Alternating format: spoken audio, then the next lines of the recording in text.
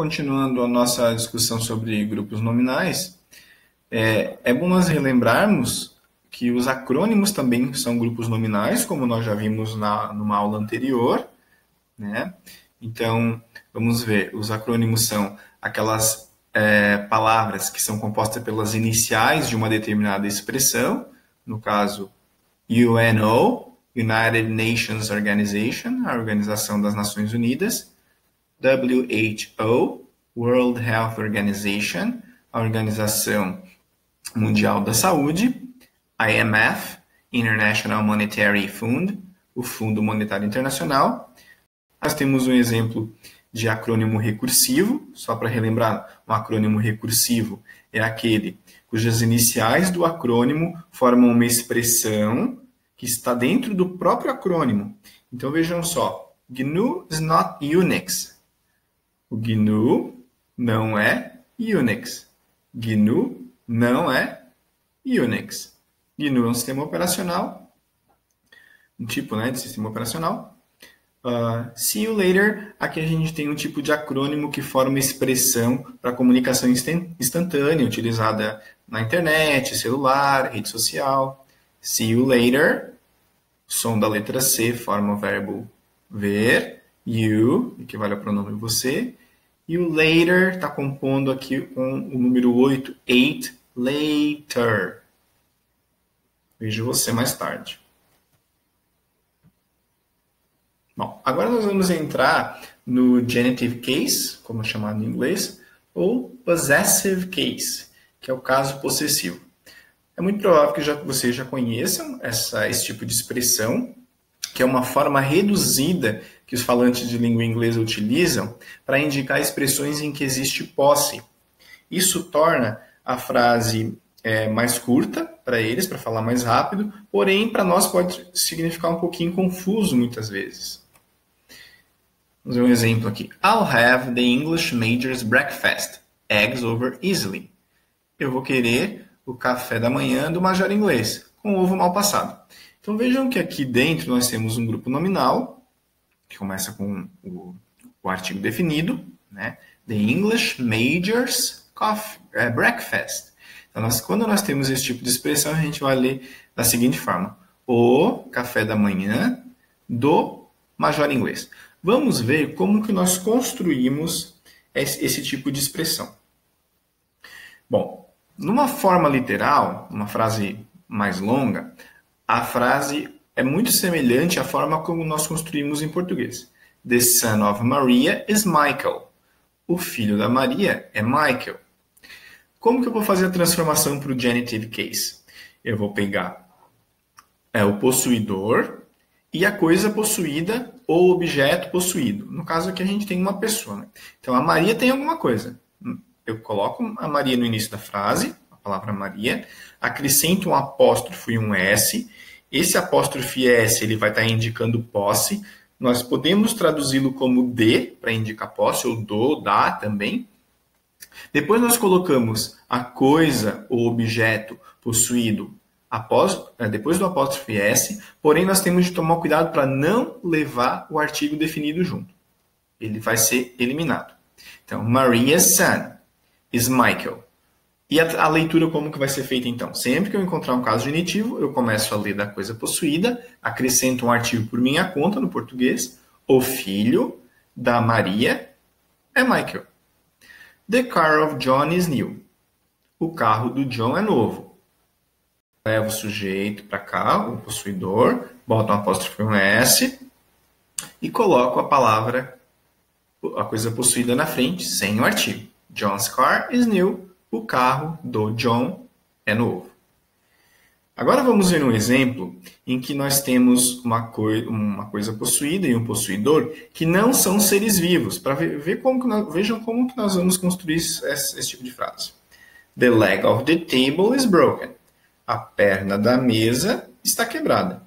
Bom, como nesse caso a gente está lidando com seres inanimados, coisas que não são seres vivos, nós vamos trazer para cá o possuidor, the table, vamos levar para frente dele a coisa possuída sem artigo, mas nós não vamos nos preocupar em colocar um apóstrofo e S. Nem precisa de apóstrofo nesse caso. Lembrando, quando a gente está trabalhando com coisas que são seres inanimados, que não são seres vivos, nós apenas fazemos a inversão de lugar, mas não colocamos apóstrofe S. O que nós vamos ter aqui? Uma espécie de locução adjetiva. A perna da mesa. A perna da mesa está quebrada. Outro exemplo. The eagle of the mountain flies high. The mountain é a coisa que possui. Ela tem a águia da montanha, né? Então, the mountain eagle flies high. The glasses of the window are dirty. The window glasses are dirty. The paw of the cat is hurt. The cat's paw is hurt. A pata do gato está ferida, machucada. A pata do gato está machucada. Bom, aqui eu usei a apóstrofe S porque trata-se de um ser vivo, o gato. Ok? Aqui, no caso é o possuidor, né? Aqui por que eu não usei? Porque a montanha, que é o possuidor, não é um ser vivo.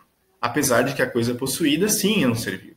Então, é bom lembrar que o apóstrofe S vai apenas no ser, quando for um ser vivo, o possuidor. Bom, quanto a essa questão, quando for objetos, em inglês nós tanto usamos, nós podemos fazer essa inversão, mas também é comum e é possível utilizar a expressão literal, sem se preocupar em fazer inversão. Isso também é bastante comum. Outros exemplos aqui. Liz's computer isn't working. Liz's computer isn't working. O computador da Liz não está funcionando. Those aren't my sneakers. They're my sisters. Bom, aqui eu coloquei para vocês uma situação em que nós vamos observar muitas vezes um apóstrofe um S sozinho, sem um complemento depois. Então, aqueles não são os meus tênis. Eles são da minha irmã. Bom, em português a gente diz eles são da minha irmã. Eles são os tênis da minha irmã. Então, normalmente a palavra tênis eu simplesmente omito na frase para evitar repetição. Em inglês eles também fazem isso. Porém, eu não posso só omitir. Eu tenho de marcar a posse. Então, eles são da minha irmã. O da, no caso, o apóstrofe S, ele vai ter que aparecer nesses casos. Eu posso omitir a palavra sneakers, os tênis, né? Porém, eu tenho de marcar que houve uma omissão aqui. Seria incorreto dizer they're my sister.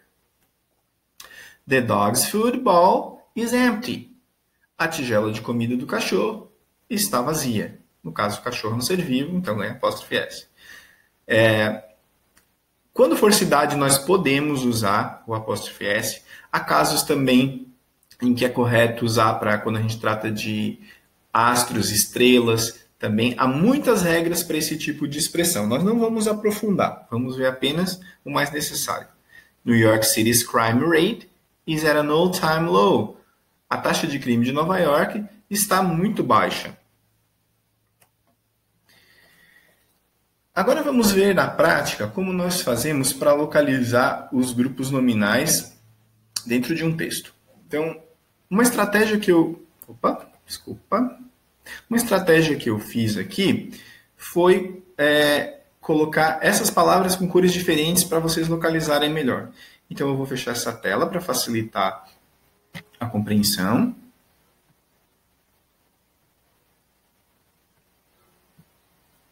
Ok, vamos lá. Nós vamos fazer o seguinte. Todos os marcadores do texto, os determinantes, nós vamos deixar em cor verde. Depois, na sequência, nós vamos tentar logo encontrar o substantivo, que é referente a ele, com vermelho. Tudo que ficar entre o determinante e o substantivo, nós vamos colocar com azul, que vão ser os modificadores, as palavras que estão qualificando o substantivo. Então, vamos começar pelo título. Nós temos aqui, primeiro determinante que eu achei, um artigo. The. Opa, duplicou aqui. The. Então, eu vou colocar de verde. Ok? Bom, the new PC games. Games. The games. Então, games é o substantivo dos jogos. Eu coloco em vermelho. Ok? Agora, tudo que ficou entre o artigo e o substantivo é um tipo de modificador de adjetivo. Vamos fazer a análise aqui. Os jogos de PC novos. Então, aqui eu tenho um substantivo, daí vai funcionar como uma locução adjetiva, eu tenho de botar uma preposição para ligar para minha conta, e depois só leio o adjetivo. Vamos localizar mais alguns aqui. Eu tenho aqui a palavra, nesse caso, every, que é cada. Vejam que eu tenho uma preposição, eu já passei direto, porque a preposição não entra no grupo nominal. Então, every, eu coloco em verde. Cada o quê? Opa, tem a palavra game lá na frente, tá? Cada jogo. Vou lá e marco ela com vermelho. Boto em vermelho. Depois eu boto isso que ficou entre os dois de azul. Agora eu dou uma analisada aqui. Cada jogo novo. Vamos ver outro caso aqui. Each new month. Bem parecido, né? Cada, de verde. Mês, em vermelho, que é o substantivo. E o novo a gente coloca em azul, que é a qualidade, o adjetivo, ou o modificador. Vamos ver mais um exemplo aqui. Your, em verde, que é o seu, sua, né? Então ele é um determinante também. Opa. Your o quê? O seu guia, certo? Então eu venho ali, boto em vermelho, porque eu sei que esse aqui é o substantivo a qual o determinante se refere. E o que sobrou no meio é o adjetivo big, qualidade. Ok? Your big guide, o seu grande guia, o seu guia grande. Ok? Faltou um aqui que eu já tinha marcado antes. Substantivo. Comprehensive. Então, eu tenho o nosso possessivo na frente dele. Deixo em verde. Nosso o quê? Nossa lista. Então, our list. List eu deixo em vermelho porque é o substantivo. E o que está no meio é o adjetivo comprehensive, que quer dizer abrangente. Lembrem que esse é um caso de falso cognato, né? Não é compreensivo, é abrangente. Então, nossa lista abrangente, nossa lista completa. Bom, pessoal, espero que essa estratégia ajude vocês a localizar os grupos nominais. É claro que aqui a gente tem vários outros. Se vocês analisarem todas as sentenças, nós vamos ver. Por exemplo, aqui nós temos um outro determinante, né? Marca de verde ali e já tenta localizar lá na frente onde é que está o substantivo referente a ele. Lembrando que os verbos a gente elimina, né? Eles não fazem parte do grupo nominal. Vamos ver aqui. Próximo slide é um exercício.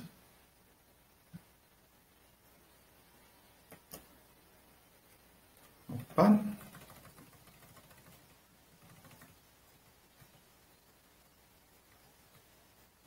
Ok. Então, por fim, eu coloquei esse exercício aqui com o excerto de um artigo de internet.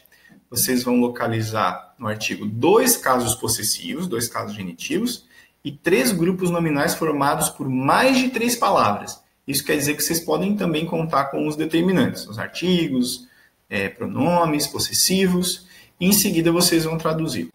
Espero que vocês tenham entendido esse assunto e vamos nos ver na próxima aula.